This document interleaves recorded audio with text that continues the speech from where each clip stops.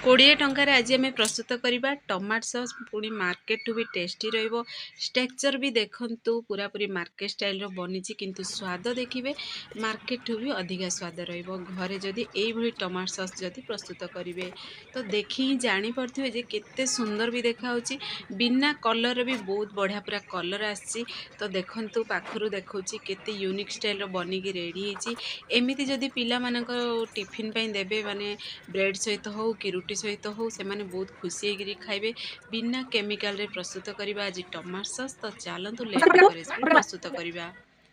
नमस्कार जय जगन्नाथ फ्रेंड झिल्ली कुकिंग को आपण मानक अनेक अनेक स्वागत।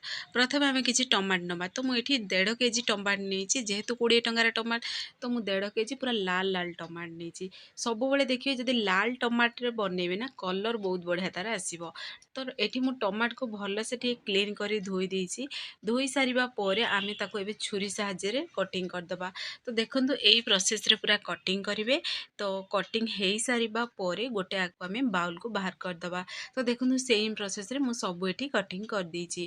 तो एबे गैस पेन को ऑन करवा गोटे आम करेई नवा करेई अल्प टिके पानी देवा जेमिति कि टमाटो से हो हो पूरा जमती सीझिबो पूरा माने जमती करेई को हमर चिपकीबोनी सेइथिबे अल्प टिके आम पानी दवा जेहेतु टमाटो तो अधिक मात्रा रे पानी बाहर पानी रा आवश्यक एथिरे किछि भी नाही पुणी एथिरे देखिबे जदि पानी जदि ऐड करिवे ना से जल्दी टमाटो सॉस पूरा खराब हो जिवो तो सेथि प्रति टिके ध्यान देबे।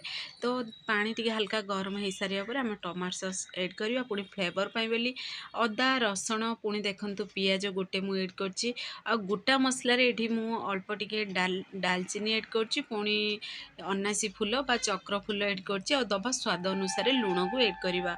तो आपण माने चाहिले एठी गोटा मसला रे जेते बेले भी ऐड करिवे गोटा मसला कोनोसी भी कपड़ा जदि बांधिकी ऐड करदेबे ताहले भी देखिबे इजिली पूरा बाहर करि परिबे।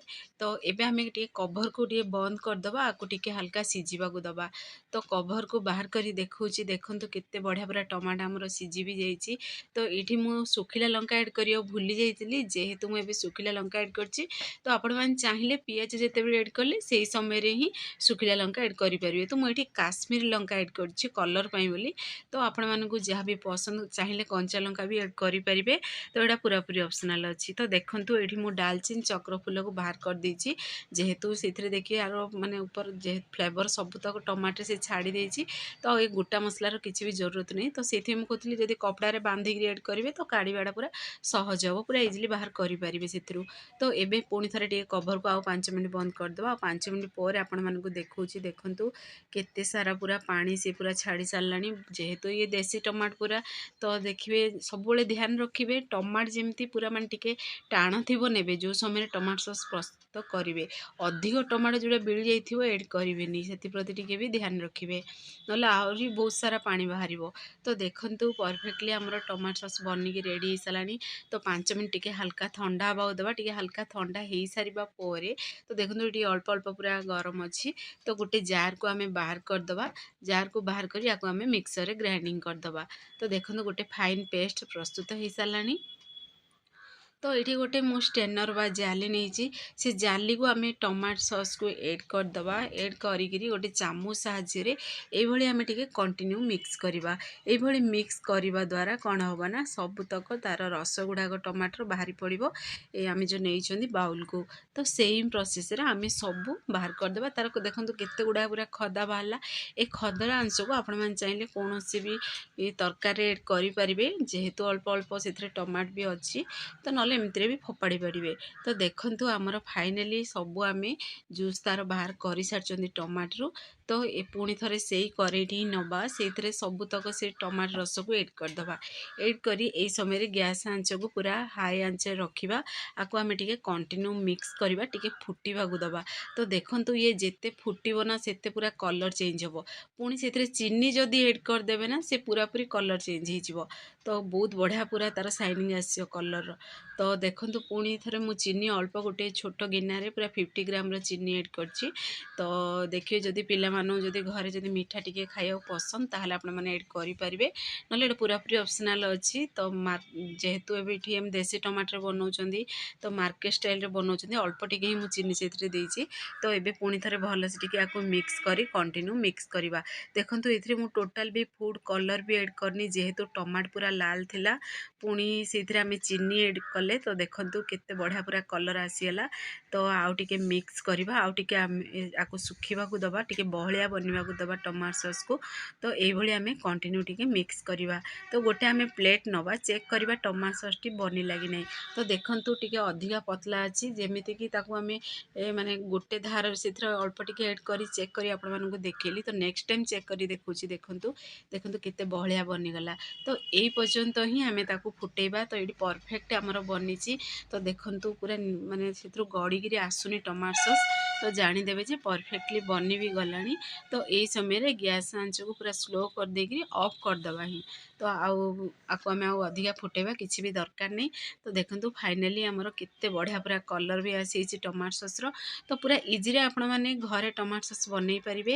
ତ ଦେଖିବେ 1 କେଜି ପୁରା 1.5 କେଜି ଏଠି ଟମାଟୋରେ 1 କେଜି ଟମାଟୋ ସସ୍ ବନିକି ପୁରା ରେଡ଼ି ହେଇସାରିଛି। ତ ମୁଁ ଆକୁ ପୁରା ଥଣ୍ଡା ହେବାକୁ ଦେଲି। ଥଣ୍ଡା ହେଇସାରିବା ପରେ ଆପଣମାନଙ୍କୁ ଦେଖାଉଛି, ଯେହେତୁ ଆମେ ଜାର୍ରେ ଏଡ଼୍ କରିବା ତ ପୁରା ଥଣ୍ଡା ହେଲା ପରେ ହିଁ ଏଡ଼୍ କରିବା। ତ ମୁଁ ଆଉ ଗୋଟେ ଜିନିଷ ଏଥିରେ ଏଡ଼୍ କରିଲି, ଯେହେତୁ ମୁଁ ଅନ୍ କରିନି ବୋଧେ, ମୁଁ ଭୁଲି ଯାଇଛି ସେଥିରେ ଆପଣମାନଙ୍କୁ ଭିଡ଼ିଓ ଅନ୍ କରିବାକୁ। ତ ମୁଁ ଭିନେଗାର ଏଡ଼୍ କରିଛି। ତ ଭିନେଗାର ଏଡ଼୍ କରିବା ଦ୍ୱାରା କ'ଣ ହେବ ନା, ମାନେ ଆକୁ 4 ରୁ 5 ମାସ ପର୍ଯ୍ୟନ୍ତ ଆପଣମାନେ ଫ୍ରିଜରେ ରଖିପାରିବେ, ଖରାପ ହେବନି।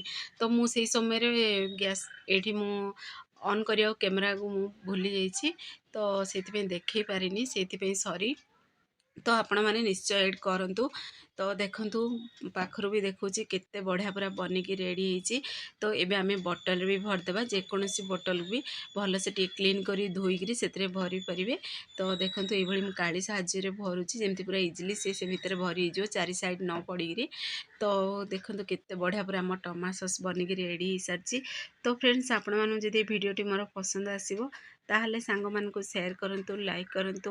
ଚ୍ୟାନେଲରେ ଯଦି ନୂଆ ଅଛନ୍ତି ଚ୍ୟାନେଲକୁ ମୋର ସବସ୍କ୍ରାଇବ୍ କରିଦିଅନ୍ତୁ, ବେଲ୍ ଆଇକନ୍କୁ କ୍ଲିକ୍ କରିଦିଅନ୍ତୁ, ଯାହାଫଳରେ ମୋର ସବୁ ଭିଡ଼ିଓ ନୋଟିଫିକେସନ୍ ପ୍ରଥମେ ଆପଣମାନଙ୍କୁ ପହଞ୍ଚିବ।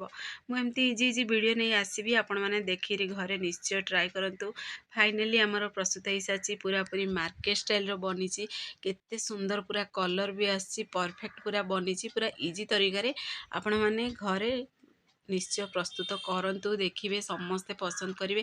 ଖାସ୍ କରି ପିଲାମାନେ ବହୁତ ପସନ୍ଦ କରିବେ, ତାଙ୍କୁ ବ୍ରେଡ଼୍ ସହିତ ଯଦି ଖାଇବାକୁ ଦେବେ କି ରୁଟି ସହିତ ଖାଇବାକୁ ଦେବେ ତ ବିନା କେମିକାଲରେ ଘରେ ପ୍ରସ୍ତୁତ କରିକିରି ପୁରା ଇଜିଲି ଖାଇପାରିବେ। ତ ଦେଖନ୍ତୁ ଆଉ ଗୋଟେ ବି ବୋଟଲରେ ମୁଁ ଭରି କରିଦେଲି। ତ ଆମର ପ୍ରସ୍ତୁତ ହେଇସାରିଲାଣି। ତ ନିଶ୍ଚୟ ଟ୍ରାଏ କରନ୍ତୁ। ଫେସବୁକ୍ ପେଜ୍ ଦେଖୁଛନ୍ତି ତାହେଲେ ଫେସବୁକ୍ ପେଜ୍ ମୋର ଫଲୋ କରନ୍ତୁ। ତ ଦେଖନ୍ତୁ ପୁଣି ଥରେ ପାଖରୁ ଦେଖାଉଛି କେତେ ୟୁନିକ୍ ଷ୍ଟାଇଲର ବନିଛି।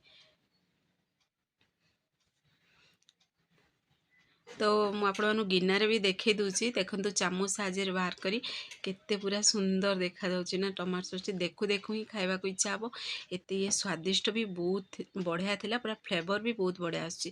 ତ ଆପଣମାନେ ଘରେ ନିଶ୍ଚୟ ଟ୍ରାଏ କରନ୍ତୁ।